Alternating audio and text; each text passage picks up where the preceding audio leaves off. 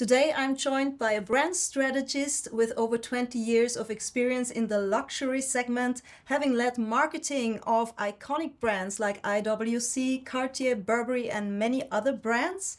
And he is now aiming to bridge the luxury world with the cutting-edge technology of WEEV. Warm welcome, Fabian Herdieckerhoff. Thank you very much for having me. Fabian, you recently joined WEEV as Chief Marketing Officer, bringing with you deep experience and not just in building brand equity, but also in understanding the operational needs of luxury brands. Can you tell me a little bit more about your role with WEEV? Well, at WEEV, I'm really trying to get the message out to the potential partners of WEEV and for them to understand the benefits the WEEV platform can bring to the design and production process.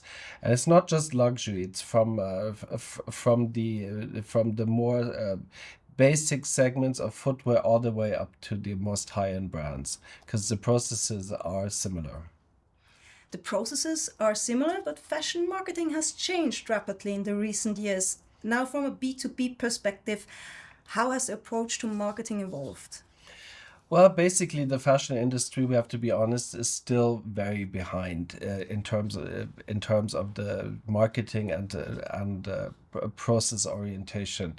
So digitalization is still at the beginning. You have to think that at the classical fashion fairs such as Linea Pelle in Milan, the designers used to go to the stalls, cut a piece of leather sample that was put to a piece of paper and handwritten price on it. That's the old world, and lots of Excel charts and physical samples. And WEEV is doing away with a lot of this to streamline it, to modernize it, and to digitalize it. For me, it's hard to imagine that because like the consumer fashion branding and marketing is very modern, let's say it like that, and very digitized. And now you tell me that in the supply chain, like the different, let's say the producers or the one with the materials, they are still in the old age operating? That's right. There's a real disconnect in terms of the marketing that's facing the end consumer. It's very modern. Everything relies on Instagram, TikTok, and whatever.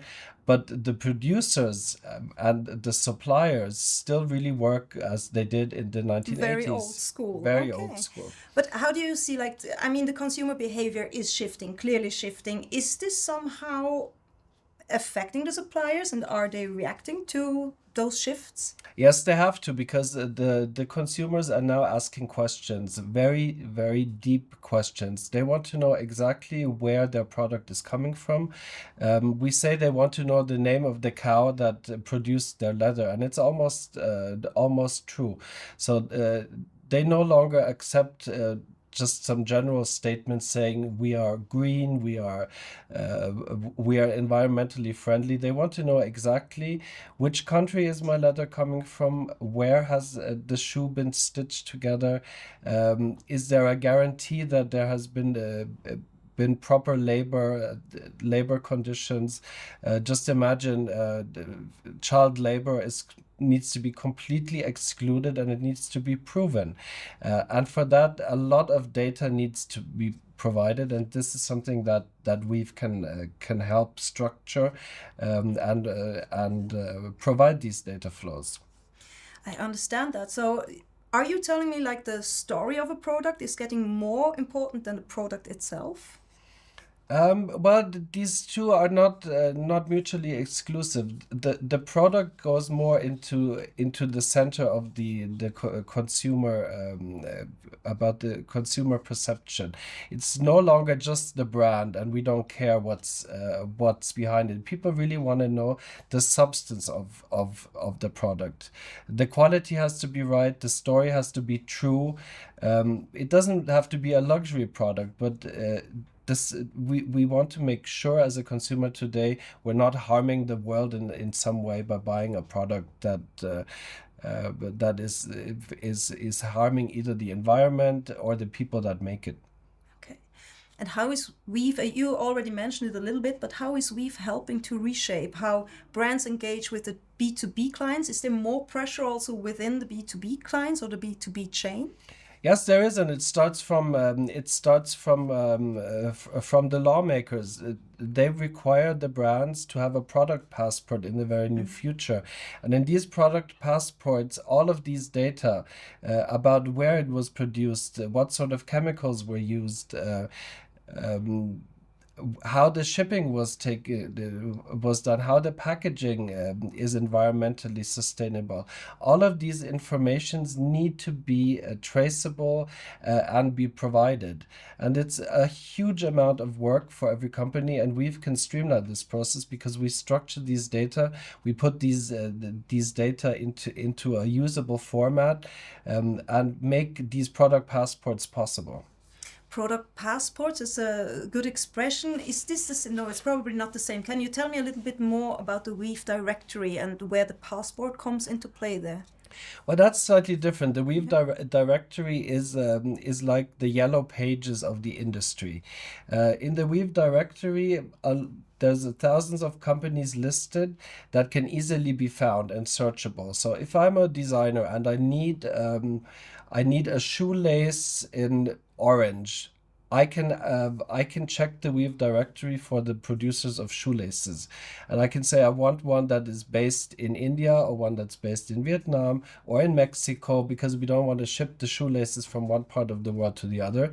So the supplier should be close to the factory, for example. The WEEV directory can make this process simple. Otherwise, you would have to search the internet, and it would take far longer than looking in the WEEV directory.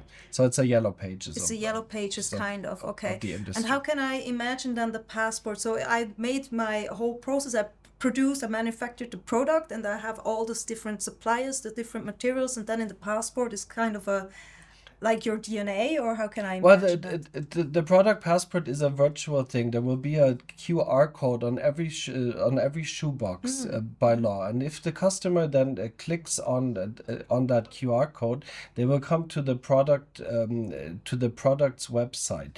But we actually do not produce that passport. One of our partners will produce the passport, but we provide all the data that is behind that, and then these partner companies will make a usable, consumer-friendly interface that consumers can search for the information they require. But the basis of this information is structured by WEEV. By WEEV, okay. How do you present WEEV? Like, it's still fresh in the market. Are you going to big fashion fairs? How do you get in contact with your potential clients? Well, we've discovered it's still a people's business. So fashion fairs are very important. So we will be at the Innovation Village of the 𝙁𝙇 shoe fair, which is one of the most important shoe fairs in the world, and 10,000 of visitors from the industry will see us there. And we also cooperate with associations around the globe, for example, with the British Footwear Association.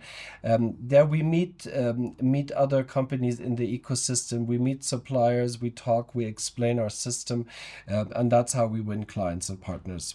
So it's really face-to-face where you still meet? The face-to-face is even in a digital world, the face-to-face is unbeatable. It's unbeatable.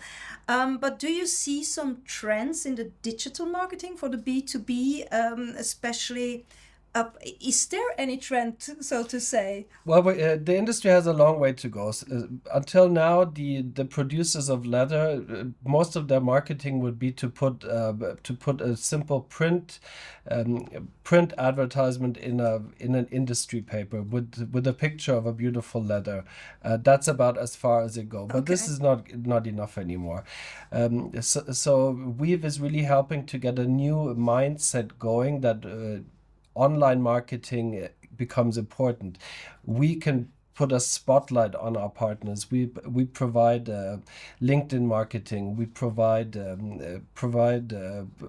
Instagram friendly marketing. All of these things that are not yet really systematically done in the supplier industry, WEEV is helping to catalyze. Okay, I understand. I introduced you, and with a clearly strong background in the luxury marketing. Do you see any differences how the luxury and streetwear versus the streetwear brands function, or is it the same? Well, in terms of marketing, the luxury brands are still far more classical, and this is also makes sense because the customers of the high end, if I talk about Chanel and Hermes and so on, for the high end products, the consumers tend to be older. Just because of the high price points, and magazines like Vogue, etc., are still read in the paper format by these consumers, so it makes sense. The streetwear is far more modern. They basically can do without any classical print advertisement because it's not necessary, because their consumers are purely digital. But we talked before about consumers demanding more transparency, and you named it as well. They want to know exactly what happened with their product, how it was produced, manufactured, shipped, like from A to C, everything. Is there a difference between the luxury segment and streetwear brands, for example? No, I think this is coming together. This sustainability factor is playing a huge role, even more so in luxury, because a luxury product is the truly sustainable product, far more than the streetwear. Why? Because the luxury product you will probably have for 20 years. A lady that buys herself a classical Chanel J12 bag, the quilted one with the gold chain, which is iconic, she will probably have saved for a while to pay for that beautiful piece, which now costs close to $10,000, which is a huge investment.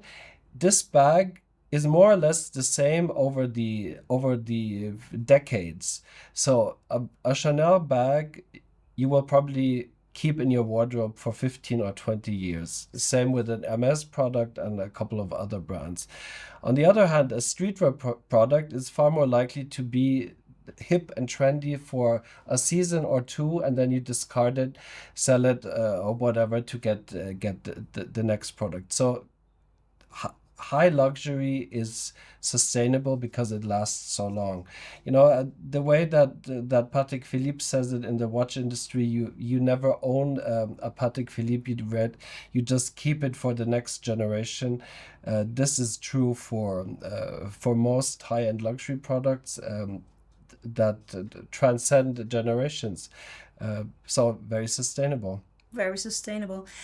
As I hear out from your explanations and answers, like sustainability will be also can you say trendsetter, but kind of trendsetter in the industry? It's more than that. It's going to be the guiding principle of everything, yeah. And that's why I see a huge future for WEEV, because we make sustainability possible.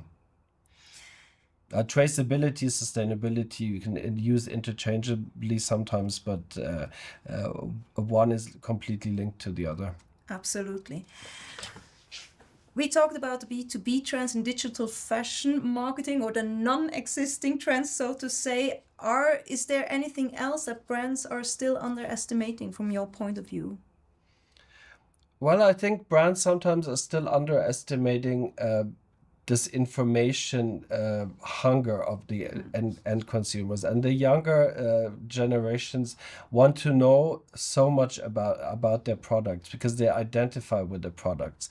And I see that people will buy less, and I see a problem for fast fashion coming up, but they will focus on a few products, which of course is more sustainable in itself if you don't buy too many things and you throw them away. But these few products that they focus on, that they identify with, they will want to know everything about it. So this is going to be key to provide the information about the product to the end consumers. Absolutely. Let's think one step ahead even. How about circular fashion? Is this something that we could cover as well, if the consumer and the society is ready at one point? Yes, absolutely, and we already are because, Okay. for example, one of our partners, the Brington Group, makes fabrics out of plastic from the oceans. So this is a way of circularity, and the same thing will happen now, that people collect old fabrics. And new fabrics are made out of the old fabrics. This is not secondhand. This is a different thing, which is also a way of circularity. But something where WEEV can really help is to make these suppliers that use recycled materials more visible to the brands, and thus improve the use of recycled materials. Very interesting. We are coming to an end of our interview, Fabian, but one last thought. If you could give one piece of advice for a fashion, let's say startup, trying to build a brand today, what advice would you give them? Everything in fashion has already been there. So you need to think out of the box. You need to really focus on what do consumers want today. So the topic of sustainability must not be taken lightly, but that's not enough. Be sustainable and be crazy. Do something that's never been there before. Then you will still carve out a niche for yourself and be successful. Just think out of the box, be different, be crazy. Be different, be crazy. I take that as a very good ending point. Thank you so much, Fabian, Thank you for so being much. here. Thank you.